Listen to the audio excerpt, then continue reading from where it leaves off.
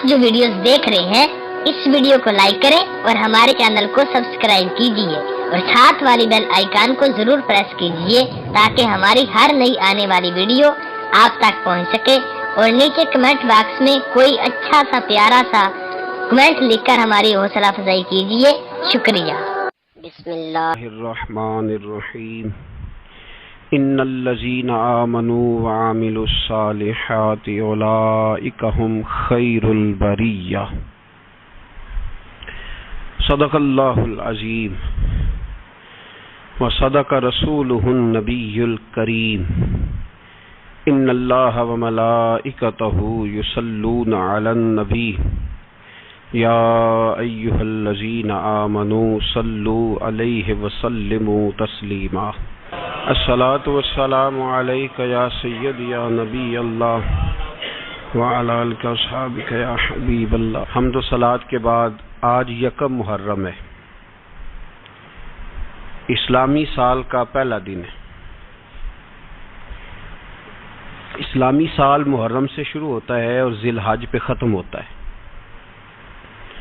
اس بات کا بھی ضرور خیال رکھا کریں کہ ہمارا جو اسلامی سال ہے اس کا آغاز جنوری سے نہیں ہوتا، اس کا آغاز محرم سے ہوتا ہے اور اس کا اختتام دسمبر پہ نہیں ہوتا بلکہ اس کا اختتام ذی الحج پہ ہوتا ہے۔ اسلامی سال کا آج پہلا دن ہے،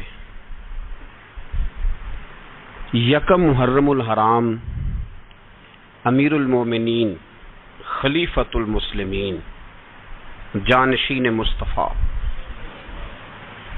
جبل استقامت اور رسول اللہ کے دین کا بہت بڑا سپاہی حضرت عمر فاروق رضی اللہ تعالی عنہ، جناب عمر کا نام صرف کام نہیں، حضرت عمر کا نام انقلاب برپا کر دیتا ہے۔ حضرت عمر کا نام کفر کے ایوانوں میں جبر، ظلم، شرک کی وادیوں میں جب حضرت عمر کا نام بھی لیا جائے تو بے ایمان کانپنا شروع ہو جاتے۔ حضرت عمر فاروق رضی اللہ تعالی عنہ، حضرت عمر معمولی شخص نہیں، معمولی آدمی نہیں۔ کچھ لوگ صدیوں کے بعد پیدا ہوتے ہیں اور کچھ لوگ ایسے ہوتے ہیں جو ایک ہی بار پیدا ہوتے ہیں، ان جیسا دوسرا پیدا ہوتا ہی نہیں، دوسرا ان طرح کا پیدا ہوتا ہی۔ حضرت عمر رضی اللہ تعالیٰ عنہ جیسی شخصیات پیدا ہی نہیں ہوتی دوبارہ۔ سارے صحابہ در رسالت مآب پہ خود آئے۔ یہ وہ عظیم شخص ہے جسے اللہ کے محبوب نے اللہ سے مانگ کے لیا ہے، کہا اے اللہ یہ مجھے دے دے، اللہ سے مانگ کے لیا ہے۔ اس لیے صوفیاء کہتے ہیں کچھ مرید ہوتے ہیں کچھ مراد ہوتے ہیں، کچھ مرید ہوتے ہیں کچھ مراد ہوتے ہیں۔ مرید وہ ہوتا ہے جو چل کے آتا ہے، آ کے مرید ہوتا ہے۔ مراد وہ ہوتا ہے جسے کہا جاتا ہے کہ یہ کبھی میرا بن جائے نا، یہ کبھی آ جائے نا، میرا بن جائے، اس کو مراد کہتے ہیں۔ حضرت عمر مصطفیٰ کریم کی مراد ہیں، حضور کی مراد ہے۔ اللہم اعز الاسلام بے اسلام عمر ابن خطاب، اے اللہ اسلام کو عزت دے دے، میرے عمر کو کلمہ پڑھنے کی توفیق عطا فرما دے۔ اور کیسے دعا مانگی؟ اور یار حضرت عمر کی تو اس فضیلت کا کوئی جواب نہیں دے سکتا، میرے رسول پاک علیہ السلام سب کے لیے ہی دعا مانگتے ہیں نا، حضور کی دعا عام ہے، لیکن مصطفیٰ کریم نے کعبے کا غلاف تھام لیا اور غلاف کعبہ کو حضور نے سینے سے لپٹایا اور سینے سے چمٹا کے کہا اے اللہ میں نے تو کبھی سوال ہی زیادہ نہیں کیے، میں کرنے آیا ہوں، مجھے عمر دے دے، عمر دے دے۔ حضور نے مانگ کے لیا، اور پھر جب جس کو حضور مانگے اللہ سے، کہ حضرت عمر رضی اللہ تعالیٰ عنہ کا آج یوم شہادت ہے۔ میرا تو دل کرتا تھا کہ فجر سے باتیں شروع ہوں اور سارا دن ہی عمر کی باتیں ہوتی رہیں، سارا دن جناب عمر کی باتیں، سارا دن، اس لیے کہ ذکر جناب عمر کا ہوگا پر راضی اللہ کے رسول ہوں گے صلی اللہ، تو جاگ کے بیٹھے، خوش ہو کے بیٹھے۔ ہمارے ہاں منایا ہی نہیں جاتا، بابے اللہ کی تا ساؤن بھادروں اسو کتا تے منڈے جنوری فروری، تو اسلامی سال بھی گیا اور وہ تاریخیں بھی ساری گئیں۔ یکم محرم امت مسلمہ کے لیے بہت بڑا دن ہے، بہت بڑا دن، یہ شہادت ہے حضرت عمر فاروق کی رضی اللہ تعالی عنہ۔ یہاں چھوٹی چھوٹی باتوں پہ گورنمنٹ چھٹی کرتی پھرتی ہے، چھوٹی چھوٹی باتوں، الیکشن ہو گیا تو چھٹی،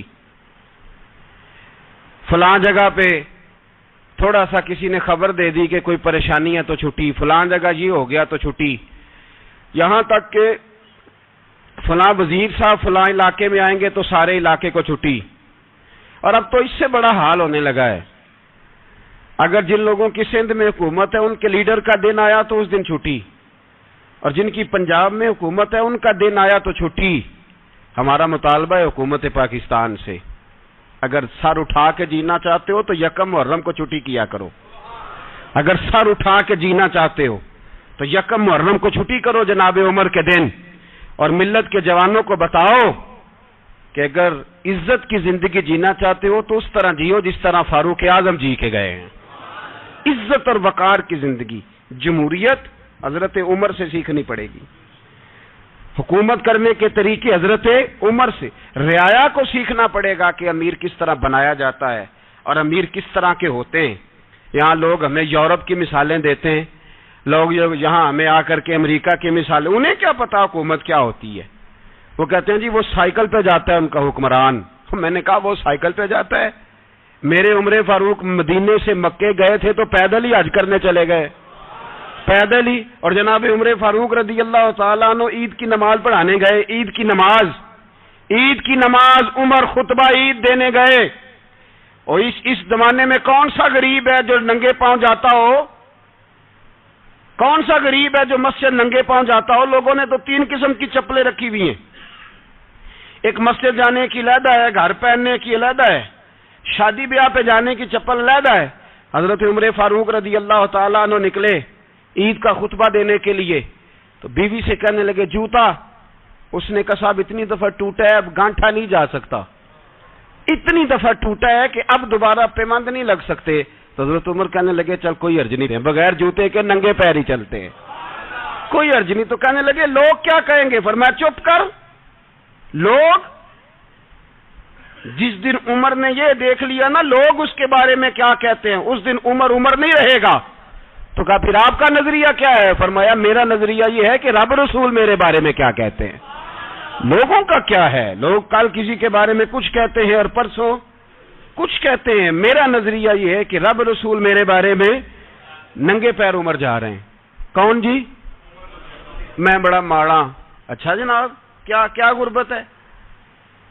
10 قسم کے جوڑے لٹکے ہوئے ہیں کمرے میں، اور پہننے کی فرصت نہیں، سویرے کیا پہننا ہے، شام کیا پہننا ہے، 15 سوٹ کٹھے استری ہو کے لانڈری والا بھیج رہا ہے، اور تو غریب ہے، تو بہت بڑا غریب ہے۔ اس لیے کہ غربت پیسوں کی وجہ سے نہیں ہوتی، غربت تو دل کی ہوتی ہے۔ تو واقعی بڑا غریب ہے اور تو غریب ہی رہے گا۔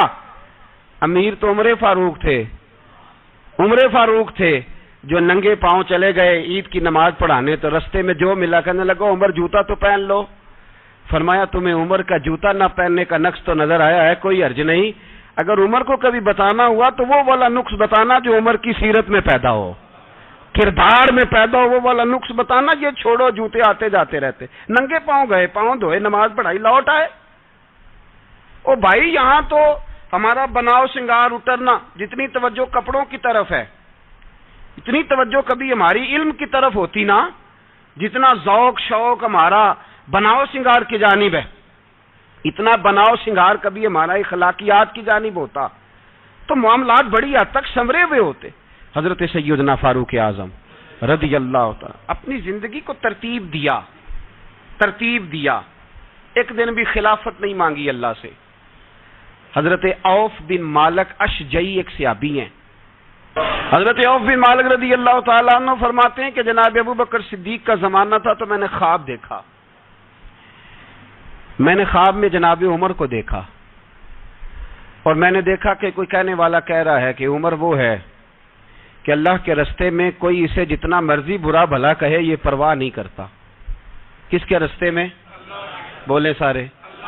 اس کا مطلب ہے اللہ کے رستے میں لوگ برا بھلا بھی، قرآن مجید نے کہا وَلَا يَخَافُونَ لَوْمَةَ لَائِمٍ، کچھ لوگ ایسے ہیں جو برا بھلا کہنے والوں کی پرواہ نہیں کرتے۔ آپ یقین کریں اگر پرواہ شروع ہو جائے نا تو دین کا کام ختم ہو جائے، نہ کوئی تقریر کرے، نہ کوئی تدریس کرے، نہ کوئی پیری مریدی کرے، ختم ہو جائے اگر باتوں کی پرواہ ہو۔ لیکن وہ پرواہ، حضرت عوف بن مالک اشجعی کہتے ہیں میں نے خواب میں دیکھا کہ عمر وہ ہے جو کسی کی پرواہ، اور دوسری بات میں نے یہ دیکھی کہ عمر خلیفہ بنے گا، اور تیسری بات میں نے خواب میں یہ دیکھی کہ عمر شہید بھی کیا جائے گا، عمر شہید بھی ہوگا۔ یہ میں نے 3 باتیں خواب میں دیکھی۔ فرماتے ہیں میں نے آ کے خواب حضرت ابو بکر صدیق کو سنائی، وہ خلیفہ تھے۔ وہ کہنے لگے ٹھہر جا، میں عمر کو بلاتا ہوں، اس کے سامنے دوبارہ سنانا، اس کے سامنے۔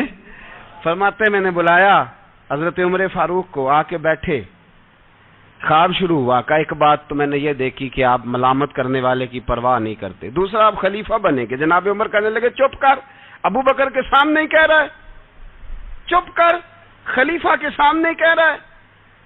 تو حضرت ابو بکر صدیق کہنے لگے عمر اسے کہنے دو، مجھے لگتا ہے رب کی رضا یہی ہے کہ میرے بعد اگر مصطفیٰ کا ممبر ملے تو عمر کو ہی ملے، اسے کہنے دو، کہنے دو۔ یار یہاں تو لوگ ڈھینگے مارتے ہیں، یہاں تو لوگ دعوے کرتے ہیں میرے سامنے فلانے کو بھی بٹھاؤ، فلانے کو بھی بٹھاؤ، اس کو کیا پتا، اس کو کیا پتا، یہ تو بڑکے مارنے کا دور ہے۔ حضرت عمر رضی اللہ تعالیٰ عنہ کو تیسری بات کہی، حضرت عوف بن مالک نے کہا آپ شہید کیے جائیں گے، میں نے خواب دیکھی ہے۔ نیک لوگوں کے خواب بڑی حد تک سچے ہوتے ہیں۔ کہا میں نے خواب دیکھی ہے۔ تو حضرت عمر کہنے لگے شہید تو دلیر لوگ ہوتے ہیں، شہید تو دلیر، جسے سارا زمانہ دلیر کہہ رہا ہے وہ اپنے بارے میں کیا کہہ رہے ہیں؟ کہتے ہیں شہید تو دلیر، میں تو کاہل سا آدمی ہوں، سست آدمی ہوں، میں تو اتنا کام ہی نہیں کرتا، تو یہ خواب تو نے جو دیکھا ہے نا پھر سے دیکھنا۔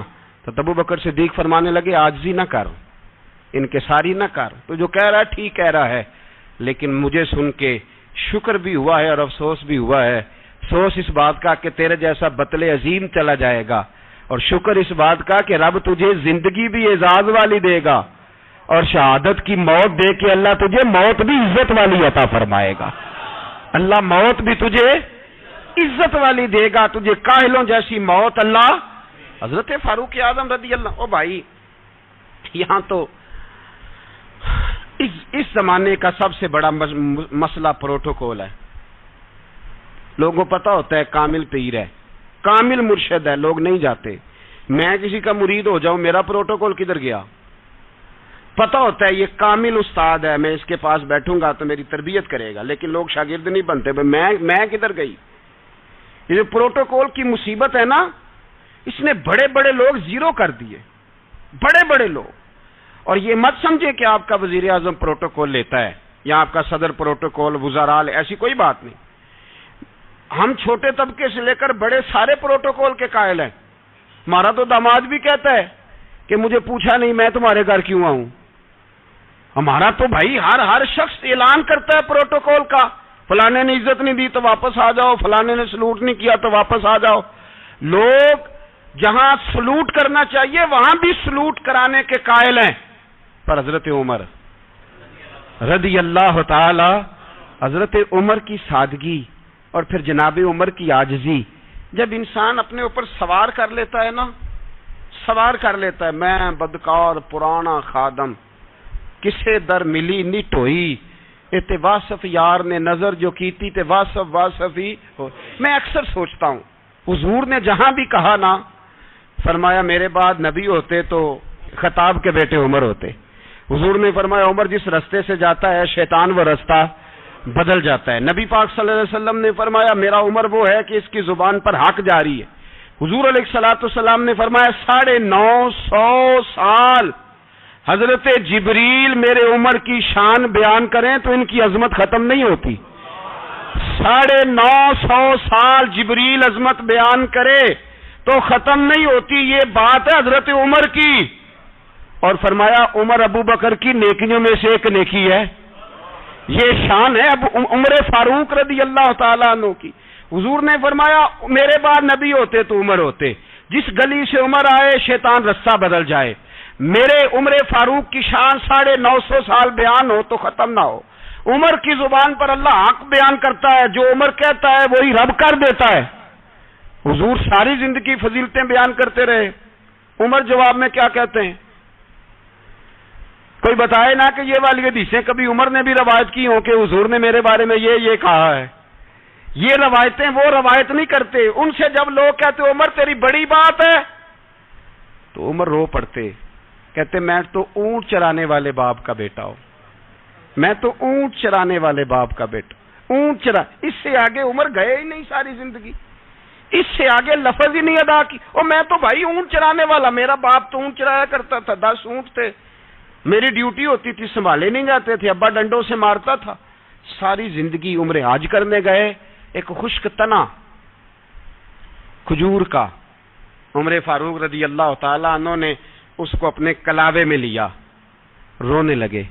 لوگوں نے کہا عمر کیا ہوا؟ فرمانے لگے یہاں میں اونٹ چرایا کرتا تھا, یہاں میں اونٹ چراتا تھا, 10 اونٹ سنبھالے نہیں جاتے تھے. دیکھو رسول اللہ کی شان, آج ساری امت چلانے کا طریقہ عطا فرما دیا ہے.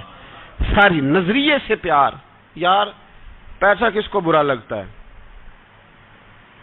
آپ جس آدمی کی 50 کروڑ کی پراپرٹی ہے اس کو پوچھیں سب سے غریب, آپ کو وہی نظر آئے گا. وہ کہے گا میں ٹائٹ ہوں. حالات بڑے, میں کئی بار پوچھے انہوں نے, میں کہتا ترجمہ بھی 10 چھڑوں کی, ہمیں تو سمجھ نہیں آتی. اور ٹائٹ حالات کون سے ہوتے ہیں جی؟ جس آدمی کا کروڑوں میں کاروبار ہے نا, اس کو آپ چھیڑے وہ رونے لگ جائے گا, رونے. تو کئی میں نے ایسے دیکھے ہیں کرائے کا مکان ہے, ان سے پوچھیں صاحب کیا حال ہے, تو کہتے ہیں جتنی اللہ نے شان والی زندگی ہمیں عطا کی ہے کسی کو نہیں دی ہوئی. اس کا مطلب ہے خوشی بھی یہی ہے اور غم بھی یہی. اندر سے خوشی ہے, اندر سے ہی. تُنے اگر راضی رہنا ہے تو ادھر سے رہنا ہے, ناراض رہنا ہے تو بس اپنے آپ کو خوش رکھے گا تو ہو جائے گا. سارے صحابہ مل کے آئے, کہنے لگے عمر فاروق سے کہنا ہے نبی پاک کے زمانے میں تو ظاہراً غربت تھی, ابو بکر کے دور میں بھی غربت تھی, اب تو بڑا مال ہے. عمر سے سفارش کرو کہ عمر نیا کرتا پہنا کرے. ملکوں کے سفیر آتے ہیں, عمر وہی پھٹی پرانی چادر اوڑھ کے اور وہی کئی جگہ پہ پیوند لگے سوٹ پہن کے سفیروں کے سامنے بیٹھ جاتا ہے. عمر کو مشورہ دو. طے ہو گئی بات. سب نے جب مشورہ دے لیا تو سارے کہنے لگے یہ بتاؤ شیر کی مونچھ کو ہاتھ کون لگائے گا؟ کہنا کس نے ہے؟ بندہ بھی تو ڈھونڈو نا. نے کہا جناب میرا یہ خیال ہے کہ مولا علی شیر خدا کہیں گے, کیونکہ جس شخص کی عمر کو سب سے زیادہ حیا کرتے دیکھا وہ شیر خدا مولا علی ہیں رضی اللہ تعالی. علی کہیں گے اس لیے کہ جناب علی تو کئی دفعہ جب گفتگو کرتے تھے تو حضرت عمر چپ کر جاتے تھے اور فرماتے تھے علی نہ ہوتا تو میں ہلاک ہو جاتا. تو کہا علی سے کہو. جناب علی شیر خدا کو بلایا. کس کام کے لیے جی؟ اللہ اکبر. یہ ذرا آپ نے اس دور پہ اس بات کو ذرا کہا جناب ان سے کہیں کہ زیادہ نہیں, ایک کرتا نیا پہن لے. سفیر آتے ہیں, وزیر آتے ہیں تو ایک کرتا نیا پہن لے. حضرت علی کو بلایا. آپ فرمانے لگے کوئی اور بات ہوتی تو میں کہہ دیتا, یہ والی میں نہیں کہہ سکتا. کوئی اور ہوتی تو میں عمر کو کئی دفعہ کہہ دیتا ہوں, جلال میں بھی تو سن, یہ والی میں نہیں کہہ سکتا. میں تمہیں ایک مشورہ دیتا ہوں. کہا وہ کیا؟ کہنے لگے سید عائشہ صدیقہ سے کہو, وہ مومنوں کی ماں ہیں, عمر ٹالے گا نہیں. اماں جی سے جا کے کہا اماں جی نیا کرتا عمر سے کہیں پہن لیں. وزیر آتے ہیں, بڑے بڑے لوگ, تو چلو کوئی حرج نہیں. اماں جی نے کہا اچھا کوئی بات نہیں میں بلا لیتی ہوں. جناب عائشہ نے پیغام بھیجا. جب خادم نے کہا نا مصطفیٰ کے گھر سے پیغام آیا ہے, تو 20 لوگ بیٹھے تھے. عمر کانپتے ہوئے اٹھے, کانپتے دوڑے. حضرت عائشہ پردے میں تھی تو فرماتی ہیں عمر اتحیات کی حالت میں بیٹھ گئے. کہا اماں جی دیر تو نہیں ہو گئی مجھے آنے میں؟ کہا نہیں ٹائم پہ آ گئے ہو. کس لیے بلایا تھا؟ کہا عمر دیکھو غربت کے معاملات اور ہوتے ہیں, جب اللہ آسانی دے تو کوئی چیز استعمال کرنا حرام نہیں ہوتی. اگر حرام ہے تو بتاؤ. کہا نہیں اماں جی حلال ہی ہے. تو فرمایا پھر اتنے سفیر آتے ہیں, مشیر آتے ہیں, اب تو مال غنیمت بڑا آتا ہے, ڈھیر لگ جاتے ہیں مسجد میں, تو چل ایک نیا کرتا تم بھی پہن لیا کرو, اور آپ نیا کرتا پہنو گے تو دھاک بیٹھے گی غیروں پر. تو صحابہ کا مشورہ ہے کہ آپ نیا لباس پہنے. اماں جی کہتی ہے میں نے حکم دیا تو عمر چپ کر گئے, گردن جھک گئی. تھوڑی دیر کے بعد سیدنا عمر فاروق نے سر اٹھایا تو داڑھی پہ آنسو گر رہے تھے, رو پڑے, کہنے لگے پاک محبوب کی پاک بیوی جیسے حکم کرتی ہو میں حاضر ہوں, پر مجھے وہ والا لباس پہنانا جو میرے مصطفیٰ نے پسند فرمایا ہے. اگر یہ رنگ رسول پاک کا ہے تو میں حاضر ہوں, اور اگر نبی پاک کا نہیں تو پھر جیسے آپ حکم کریں. جناب عائشہ کہتے ہیں عمر روئے تو میں زیادہ روئی, میرا پلو بھیگ گیا آنسوؤں سے. میں نے کہا عمر آپ جائیے. عمر یوں نکلے تو جو صحابہ کھڑے تھے وہ کونے میں تھے, سارے آ گئے. کہا اماں جی کیا بناؤ؟ فرمایا بھائی تم سب جو باتیں کہتے ہو وہ اپنی جگہ ٹھیک ہیں, پر عمر جو بات کرتا ہے وہ سب سے زیادہ ٹھیک ہے. عمر جس پہلو پر بات کرتا ہے وہ یار ایسی عاجزی, ایسا رنگ, ایسا انداز, ایسا طرز حیات, ایسی زندگی. اولاد کے معاملے میں لوگ بزدل ہو جاتے ہیں, بزدل. پر حضرت عمر کا بیٹا مصر گیا, وہاں سے کمائی کر کے لایا, تجارت کرنے گیا, لاکھوں کا مال. کون سا باپ ہے دنیا میں جس کا بیٹا باہر سے پیسے لے کے آئے تو ابا تفصیل پوچھے کہ بیٹا کہاں سے کمائے, کہاں سے لایا, کتنے ملے, کیوں آئے؟ کون سا باپ تفصیل پوچھتا ہے؟ ابا تو کہتا ہے لا صحیح, اور تعریفیں کرتا ہے میرا بیٹا بڑی کمائی کرتا ہے. کبھی پوچھا ہے اس سے کہ ڈیوٹی صحیح دیتا ہے کہ نہیں؟ کبھی پوچھا ہے کہ تو ایمانداری کی روزی لاتا ہے کہ حرام کی کماتا ہے؟ یہ باپ کی ذمہ داری ہے, یہ اماں کی ذمہ داری ہے. پھر کہتا ہے بیماری کیسے آ گئی, پریشانی کیسے آ گئی؟ تو نے کبھی سوال کیا اپنی اولاد سے؟ حضرت عمر فاروق رضی اللہ تعالیٰ عنہ کا بیٹا مصر سے پیسے کما کے لایا تو جناب عمر نے بلایا, فرمایا بیٹے اتنی تو تیرے پاس راس ہی نہیں تھی, تھوڑے سے تو پیسے لے کے گیا تھا, اتنی کمائی کیسے ہو گئی؟ اتنے تو پیسے نہیں تھے صاحب, کہاں سے کمائی لائے؟ اس نے کہا ابا جی وہ جو میرے چچا ہے نا مصر کے گورنر, آپ کے دوست, انہوں نے میری مدد کی ہے. فرمایا جتنے لوگ گئے تھے سب کی ہے مدد اس نے؟ کہا نہیں صرف میری کی. فرمایا تیری کیوں کی؟ تیری کیوں کی؟ کہا حضور آپ کے دوست ہیں. فرمایا چپ کر, حضور انہوں نے مجھے اتنے پیسے دیے, میں نے کاروبار میں ڈالے تو نفع آیا تو میں ان کی رقم دے کے. فرمایا خاموش ہو جا, باقی جتنے لوگ گئے تھے سب کی مدد کی اس نے؟ کہا نہیں حضور صرف میری کی. فرمایا اس نے تیری مدد نہیں کی, اس نے خلیفہ کے بیٹے کی مدد کی, اس لیے کہ وہ خلیفہ کو اپنے حق میں نرم کر سکے. فرمایا آدھا مال تیرا ہے, آدھا مال غنیمت کا ہے, مال خزانہ کا ہے, مسلمانوں کا ہے, اس لیے کہ تو جو وہاں سے مال کما کے لایا ہے وہ اپنے باپ کے خلیفہ ہونے کی وجہ سے کما کے لایا ہے, لہذا رکھ ادھر. یہاں کہتے ہیں کدھر سے آیا, کیسے آیا, کون سا حساب دیں, کیا کریں؟ او بھائی حضرت عمر رضی اللہ تعالیٰ عنہ کا اپنی اولاد کے بارے میں یہ رنگ ہے. ایک جنگ سے نا خوشبو آئی, خوشبو بڑی مہنگی ہوتی تھی, عرب میں خوشبو آج بھی بڑی مہنگی ہے, وہ زیادہ استعمال کرتے ہیں. میری باتوں کی سمجھ آ رہی ہے میرے بھائیوں؟ بڑی مہنگی خوشبو تھی. جب وہ خوشبو آئی تو حضرت عمر نے کہا, گھر میں پہلے پہنچی حضرت عمر کے, چونکہ زیادہ عورتیں استعمال کرتی تھی گھر کے اندر خوشبو, مرد بھی لگاتے تھے. حضرت عمر نے اپنی بیوی سے کہا, آپ کی زوجہ تو تھی وہ بڑی خوشبو کو پسند کرتی تھی. حضرت عمر نے اپنی زوجہ سے کہا کہ خوشبو لاؤ, میں نے ایک عورت کی ڈیوٹی لگائی ہے, وہ خوشبو تول کے نا تو حصہ برابر صحابہ میں بانٹ دے گی. تو آپ کی زوجہ کہنے لگی کسی بی بی کی ڈیوٹی لگانے کی کیا ضرورت تھی, میں جو موجود تھی میں بانٹ دیتی ہوں تول کے حصہ برابر. آپ نے فرمایا نہیں تو رہنے دے, وہ فلانی بی بی بانٹے گی. کہ حضور میں نے بھی بانٹنی ہے, میرے پہ کچھ حق ہے؟ آپ نے فرمایا نہیں, تو تفصیل نہ پوچھ, تو خوشبو دے دے, کوئی اور بانٹے گی. خاتون خانہ تھی نا, کہنے لگی نہیں مجھے بھی آج آپ کو بتانا ہی پڑے گا کہ کوئی جو بانٹ سکتی ہے تو میں کیوں نہیں بانٹ سکتی. زوجہ کہتی عمر نے بات کی تو میری چیخیں نکل گئیں. حضرت عمر فرمانے لگے جب تو خوشبو بانٹے گی نا تیرے ہاتھوں کو بھی لگے گی, تیرے دوپٹوں کو بھی لگ جائے گی, اگر رب کریم نے مجھ سے سوال پوچھا کہ عمر خوشبو تو مسلمانوں کی تھی، تیری بیوی کے دوپٹے کو کیوں لگ گئی، تو میں اللہ کے حضور کیا جواب دوں گا؟ اگر اللہ نے یہ سوال کیا کہ تیری بیوی نے کیوں لگائی، وہ تو حصہ تھا مسلمانوں کا، تو نے تیری بیوی نے کیوں لگائی؟ تو فرمایا میں نہیں چاہتا کہ اللہ کے حضور مجھے اور تجھے باز پرس ہو، لہذا کسی اور کو بانٹنے دے۔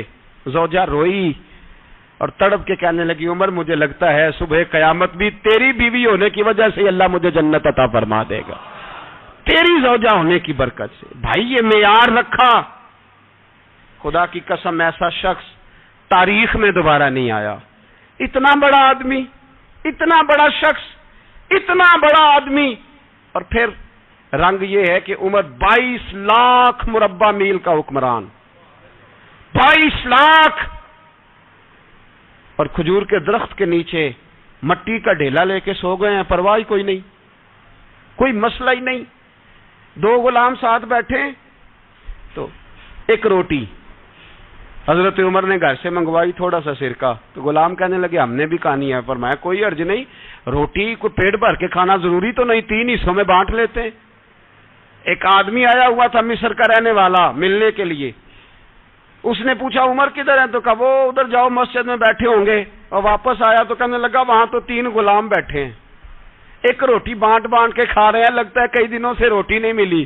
کہا 3 غلام تو کوئی نہیں، وہاں 2 ہی تھے، تیسرے تو امیر المومنین تھے۔ اس نے کہا نہیں 3 غلام ہیں، کپڑے بھی ایک طرح کے پہنے ہوئے ہیں، بلکہ 2 کے تو پھر صحیح ہیں، تیسرے کے تو زیادہ ماڑے ہیں، کپڑے بھی ایک طرح کے، کھانا پینا بھی ایک طرح کا، اور ان کا نشست برخاست بھی ایک طرح کی ہے، لہذا کوئی فرق نہیں۔ حضرت ابو ہریرہ کہتے ہیں میں لے کے آیا، اور جناب عمر کو جب میں نے کچی زمین میں تامت سمیٹ بیٹھے دیکھا تو میں رو پڑا۔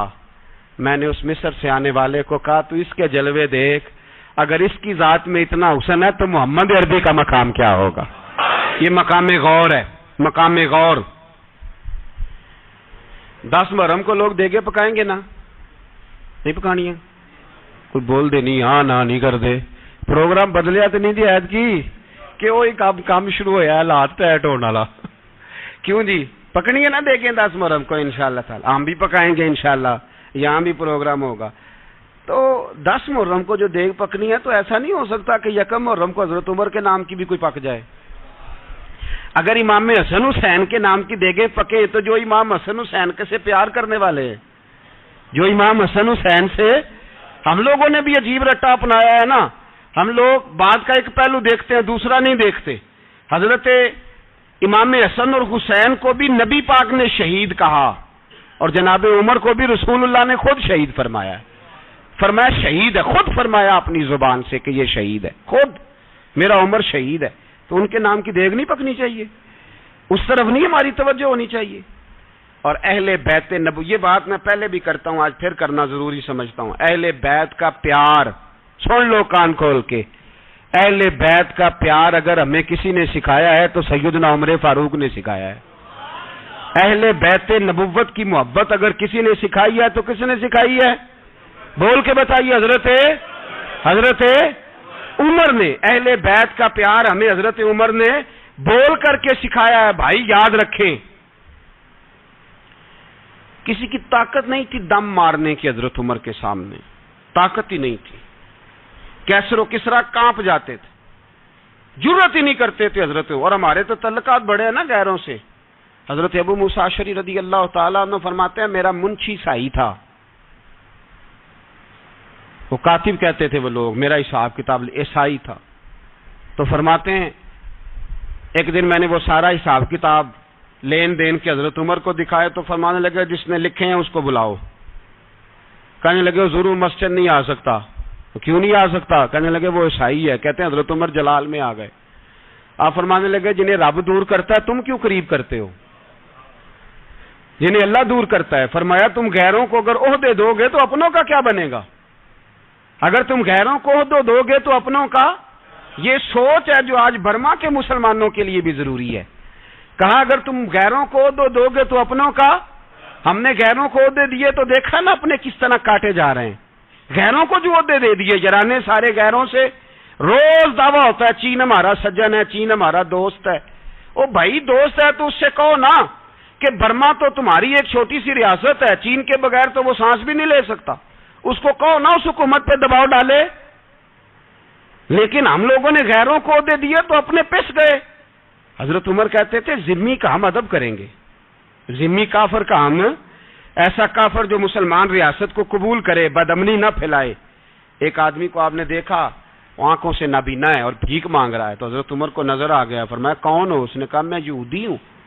فرمایا بھیک کیوں مانگتے ہو؟ کہا جب تک تندرست تھا مسلمانوں کو جزیہ دیتا تھا، بوڑھا ہو گیا ہوں کیا کروں؟ حضرت عمر نے گھوڑے کی پشت پہ بٹھایا کافر کو، گھوڑے کی پشت پہ بٹھایا اور بٹھا کے مدینے لائے۔ حضرت علی شیر خدا وزیر خزانہ تھے، فرمایا علی اس کا وظیفہ جاری کرو۔ کہا یہ کون ہے؟ فرمایا یہ یہودی ہے لیکن یہ ہمیں جزیہ دیتا رہا، بوڑھا ہو گیا بیچارہ، بھیک مانگنے پہ مجبور ہے، ہماری حکومت کے اندر رہتا ہے، اس کا پورا وظیفہ جتنا خرچہ اتنا وظیفہ لگاؤ۔ حضرت علی کہتے ہیں میں وظیفہ لگا رہا تھا اور وہ میرے نبی کا کلمہ پڑھ رہا تھا، وہ رسول اللہ کا کلمہ پڑھ رہا تھا۔ یہ مزاج، یہ نہیں کہ کافر۔ حضرت عمر نے گورنروں کو خط لکھے تھے کہ زبردستی کسی کو مسلمان نہیں کرنا، جہاں ان کی عبادت گاہیں بنی ہو گرانی نہیں، کوئی مندر کوئی گرجا ضائع نہیں کرنا۔ اسلام سب کو جینے کا موقع دیتا ہے، پر بے ایمانوں، ظالموں، بدذاتوں تمہیں یہ کہتا ہے کہ ہم تمہیں جینے کا موقع دیتے، تم بھی مسلمانوں کو جینے کا موقع دو۔ یہ جہاں بستے ہیں جہاں رہتے ہیں انہیں وہاں جینے کا موقع دو، انہیں بھی اللہ اکبر کہنے کا موقع دو، انہیں بھی قرآن پڑھنے کا موقع دو، انہیں بھی رسول اللہ پر درود پڑھنے کا موقع دو۔ ہمارے ملک میں عیسائی اپنی مرضی سے کھلے عام تبلیغ کرتے ہیں، یہاں تو چینل چلائے ہیں عیسائیوں نے۔ کسی مذہبی جماعت نے کبھی جلوس نکالا ہے کہ عیسائیوں کا چینل بند کرو؟ بولے نکلا ہے کہ نہیں نکلا؟ کتنے ظلم کی بات ہے۔ ہم جب غیر کو اتنا تحفظ دیتے ہیں، ہم نے دیکھا ہے، مجھے بیسیوں لوگوں نے عید پہ ٹیلی فون کیے کہ عیسائیوں کو قربانی کا گوشت دے لیں، مجبور ہیں جی، دروازے پہ آ گئے ہیں، ہمارے کام کاج کرتے ہیں۔ بیسیوں لوگ، عام آدمی کے دل میں ان کا اتنا جذبہ ہے، وہ مسائل کا بیان کرنا ایک علیحدہ بات، لیکن ہمارے دل کافر کے حق میں بھی نرم ہو جاتے ہیں۔ تم کس قدر زیادہ بے ایمان ہو اور کفر کس قدر زیادہ ذلیل ہو گیا ہے کہ مسلمان کے حق میں نرم ہوتا ہی نہیں، اور اس سے بڑے ذلیل وہ ہیں جو ان ذلیلوں کے سپورٹر ہیں، وہ کسی عرب ملک کے حکمران ہو یا کسی اور جگہ کے، وہ بڑے ذلیل ہیں جو ان ذلیلوں کے سپورٹر ہیں، جو برما کی بچیوں کے قتل پر اپنی حکومتیں چمکا رہے ہیں، انہیں شرم نہیں آتی۔ اس قدر مسلمان تڑپا ہے لیکن ان بے غیرتوں کو ذرا ہوش نہیں آئی، اور یہ ان کے کماش، ان کے دلال جو ہر جگہ ان کی سپورٹ کر کے اپنی حکومتیں قائم کرتے ہیں، بے ایمانوں کو پتہ نہیں کہ کب ان پر اللہ کا عذاب اترے گا اور کس طرح ان کے پرخشے اڑیں گے۔ تمہیں اپنی ذلت اور رسوائی نظر نہیں آ رہی کہ زمین کس طرح تمہارے لیے تنگ ہو گئی ہے؟ اس سے زیادہ اور تمہاری رسوائی کیا ہوگی؟ ڈرو اللہ سے، اور یہ تو دنیا کا عذاب ہے۔ ان بطش ربک لشدید، میرا رب کہتا ہے قیامت تو قائم ہونے دے، اتنا سخت تیرے رب کی پکڑ ہے اتنی کسی دوسرے کی ہو سکتی؟ یاد رکھیں اور تھوڑا احتیاط کریں، ہم سب لوگ بھی، جو ہم لوگ آدھی زبان بول کے بھی ان کی سپورٹ کرتے ہیں، اب شرم آنی چاہیے ہمیں ان حکومتوں کی سپورٹ کرتے جو مسلمانوں کی لاشوں کے اوپر حکومتیں قائم کرتے ہیں، شرم آنی چاہیے۔ بہرحال بات دور نکل جائے گی اور میں اپنے مضمون پہ رہتا ہوں۔ اہل بیت کا پیار اگر سکھایا ہے تو جناب عمر نے سکھایا ہے رضی اللہ تعالی عنہ، امام حسن ملنے۔ آپ یقین کریں میں جب اس واقعہ کو پڑھتا ہوں تو میرا دل جھوم جاتا ہے، میں کہتا ہوں یار ڈاڈا ہونا اپنی جگہ پہ، عشق ہونا اپنی جگہ پہ، انسان کا باوقار ہونا اپنی جگہ، جہاں کھڑے ہونا تھا وہاں یہ کھڑے ہوتے تھے اور جہاں جھکنا تھا وہاں یہ ان لوگوں میں اقبال نے کہا تھا تیری نگاہ ناز سے دونوں مراد پا گئے، عقل غیاب و جستجو، عشق حضور و اضطراب، جہاں اگر آیا ہے سامنے کیسر و کسرا تو عمر جیسا دلیر کوئی نہیں، اگر سامنے آیا ایران کا بادشاہ تو عمر جیسا تگڑا کوئی نہیں، اگر آیا ہے سامنے غسان کا بادشاہ تو عمر جیسا عادل کوئی نہیں، لیکن اگر علی کا بیٹا آیا ہے، اگر فاطمہ کے لال پارے آئے ہیں تو پھر فاروق اعظم سے جیسا محب کوئی نہیں، پھر ان سے جیسا پیار کرنے والا کوئی نہیں۔ اندر بیٹھے ہیں جناب عمر، اندر تنہائی میں کچھ وزیروں سے گفتگو ہو رہی ہے، میٹنگیں جاری ہیں، آپ کے بیٹے ملنے آئے جناب عبداللہ ابن عمر، ابا جی ملنا ہے، بات ٹھہرو، بات کر رہا ہوں، کوئی نہ اندر آئے۔ صاحبزادہ باہر کھڑا ہے، تھوڑی دیر گزری تو امام حسن بھی آ گئے۔ کون آئے؟ آپ کو جو ملے گا امام صاحب کا نام لینے سے، وہ سردار ہیں جنتیوں۔ کون آئے؟ سارے بولیے، امام حسن، تیری نسل پاک میں ہے بچہ بچہ نور کا، تو ہے نے نور تیرا سب گھرانہ۔ امام حسن آئے تو حضرت عبداللہ ابن عمر کو دروازے پہ کھڑے دیکھا، کہا امیر المومنین کہاں ہیں؟ کہنے لگے حضرت عمر کے بیٹے۔ کہنے لگے وہ اندر بیٹھے، کچھ میٹنگ ہو رہی ہے، اور انہوں نے کہا کوئی اندر نہ آئے، لیکن آپ جانا چاہیں تو چلے جائیں، آپ جانا چاہیں تو، تیری نسل پاک میں ہے بچہ بچہ نور، آپ جانا چاہیں تو چلے جائیں۔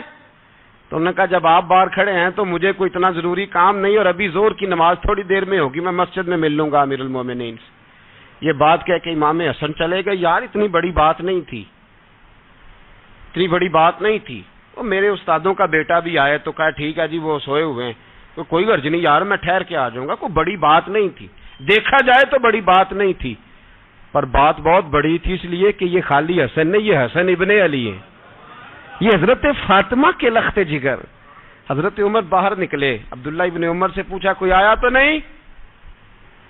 تو کہا حضور امام حسن آئے تھے۔ تو کہا پھر شہزادے کو اندر کیوں نہیں بھیجا؟ کہا میں نے کہا تھا۔ وہ کہنے لگے اگر امیر المومنین مصروف ہیں تو میں ظہر میں مل لوں گا۔ حضرت عمر رونے لگے، فرمایا بیٹے تو نے اچھا نہیں کیا۔ پھر مسجد نہیں گئے، سیدھے امام حسن کے دروازے دستک دی، امام حسن باہر آئے، کہا شہزادے آئے تھے تو ملے کیوں نہیں؟ تو امام حسن کہنے لگے حضور آپ کا اپنا بیٹا دروازے پہ کھڑا تھا، آپ کا اپنا بیٹا دروازے پہ کھڑا تھا، اور منع بھی کیا تھا آپ نے، تو میں زور میں مل لیتا۔ حضرت امام حسن فرماتے ہیں جوش جذبات میں جناب عمر نے سر سے پگڑی اتار دی، جوش جذبات میں، کہنے لگے حسن میرے بیٹے کا اور آپ کا کیا مقابلہ؟ کیا اس کی ماں کا نام فاطمہ الزہرا ہے؟ کیا اس کی نانی کا نام ختیجۃ الکبریٰ ہے؟ کیا اس کے نانے کا نام محمد مصطفیٰ ہے؟ آپ کا اور اس کا کیا مقابلہ؟ پھر رو پڑے اور کہنے لگے بیٹے میں مکے کے صحراؤں میں اونٹ چرایا کرتا تھا، یہ جو میرے سر پر عزت کے بال ہیں یہ تیرے نانے کے اگائے ہوئے، میں مکے کے خبردار شہزادے خبردار۔ او بھائی اہل بیت نبوت کے ادب کا رنگ اگر سکھایا ہے تو سیدنا عمر نے سکھایا ہے۔ حضرت عمر فاروق اتھارٹی ہے، اسلام کی اتھارٹی۔ یکم محرم حضرت عمر کی شہادت ہے۔ یہودی بول اٹھا، کافر بول اٹھا، اگر 6 مہینے عمر دنیا میں اور رہتے تو دنیا میں کوئی کافر موجود نہ ہوتا، 6 مہینے۔ اور جب اس بطل جلیل کا جنازہ اٹھا، اللہ بخاری پڑھیے نا، اللہم ارزقنا شہادۃ فی سبیلک، اللہ بسترے کی موت نہ دینا، شہادت کی دینا۔ عمر شہید ہوئے، مسجد نبوی میں نماز پڑھاتے، اور جب جنازہ اٹھا تو مدینے کا پھر پیچھے جو دلیر بچے وہ مولا علی تھے، مولا علی۔ جناب عمر کا جنازہ اٹھا تو سب سے پہلی ہائے جو نکلی وہ حضرت علی کی زبان سے نکلی، اور حضرت علی ساری داڑھی آنسوؤں سے بھر گئی۔ لوگوں نے کہا کہ علی کیا ہوا؟ فرمانے لگے تم دیکھ نہیں رہے جنازہ کس کا اٹھا ہے، پلٹ کے دیکھو تو صحیح، تم پتہ نہیں یہ کون گیا ہے؟ کہ حضور کیا ہوا؟ آپ فرمانے لگے عمر اس طرح کے کام کر کے گیا ہے، اب ان کے رستوں پہ کون چلے گا؟ کون اس کے جگر راہ وفا میں نقش ایسے چھوڑ آیا ہوں، میں جس منزل سے گزرا ہوں وہ اب تک یاد کرتی ہے۔ حضرت علی حضرت عمر کے جنازے پہ کھڑے ہو کے کہتے ہیں اللہ مجھے اس طرح کے عمل کرنے کی توفیق دے جس طرح کی عمر کر کے گیا۔ میرے بھائی بطل عزیز، بطل حریت حضرت عمر رضی اللہ تعالیٰ عنہ، جو اپنی زندگی انقلاب والی گزار کے گئے۔ عمر جب دنیا سے گئے تو 80 دینار کا قرضہ تھا، 22 لاکھ مربع میل کا حکمران، اور اپنے بیٹے سے کہنے لگے بیٹے کوشش کرنا تیرے خاندان والے مل کے میرا قرضہ اتار دے، میری قبر پہ بوجھ نہ رہے، اور اگر خاندان والے مدد نہ کریں تو میرے دوستوں سے بات کرنا، وہ مدد نہ کریں تو پھر علی سے بات کرنا۔ ان کا پیار آپس میں اتنا اور تو اختلاف ثابت کر رہا ہے۔ 80 دینار کا قرضہ چھوڑ کر حضرت عمر دنیا سے گئے اور جاتی دفعہ کہہ گئے میرے بعد میرے بچوں کو حکومت کے مشورے میں بھی شامل نہ کرنا، حکومت کے مشورے میں بھی میری اولاد شامل نہ ہو۔ اتنا بڑا شخص اتنا بڑا رنگ دے کے یکم محرم کو جب عمر فاروق کا وصال ہوا تو بیٹے سے کہنے لگے اماں عائشہ سے جا کے کہو میرا بھی نبی پاک کے روزے میں دفن ہونے کو دل کرتا ہے۔ ایک قبر کی جگہ ہے اماں جی نے اپنے لیے رکھی ہے، بخاری ہے بخاری۔ حضرت عائشہ کے پاس صاحبزادے گئے، کہنے لگے اماں جی عمر کو زخم لگ گیا ہے، حالت بڑی پریشانی والی ہے۔ وہ کہتے ہیں اگر اماں اجازت دیں، سید عائشہ رو پڑی، فرمانے لگی کہ وہ اپنی قبر کی جگہ تو نہیں نہ کسی کو دیتا، پر عمر نے کمال ہی بڑا کیا، اسے کہو جاؤ گنبد خضرا میں قیامت تک جو مصطفیٰ پہ اور ابو بکر پہ سلام پڑے گا وہ تجھ پہ بھی سلام پڑھ کے جائے گا، جاؤ میں نے جگہ دی۔ اعلیٰ حضرت فاضل بریلوی رحمۃ اللہ علیہ فرماتے ہیں وہ عمر جس کے آدھا پہ شہدہ شکر، اس خدا دوست حضرت پہ لاکھوں سلام، اس خدا دوست حضرت پہ۔ آپ یقین کریں ممبر پہ بیٹھا ہوں، حضرت عمر کا جب نام لیتا ہوں تو میرے وجود کے رونگٹے کھڑے ہو جاتے ہیں۔ حضرت عمر کی زندگی جب پڑھتا ہوں تو لگتا ہے خدایا ایسے شخص بھی دنیا میں آئے، ایسے لوگ بھی دنیا میں ہو کر گزرے، ایسا شخص بھی آیا جس نے دنیا ساری اسلام کی گرویدہ کر دی، اور وقت آیا تو چرواہوں سے معافیاں مانگ مانگ کے کہا کہ دیکھنا عمر کے بارے میں دل میں بات کوئی نہ رکھنا۔ اسی لیے قرآن نے کہا ان الذین آمنوا وعملوا الصالحات اولئک ھم خیر البریہ، فرمایا جو ایمان لانے کے بعد اچھے عمل کرے سب سے بہتر وہی ہے۔ دعا ہے اللہ ہماری نسل کو حضرت عمر کے نقش قدم کا مسافر بنائے۔ آخر دعوانا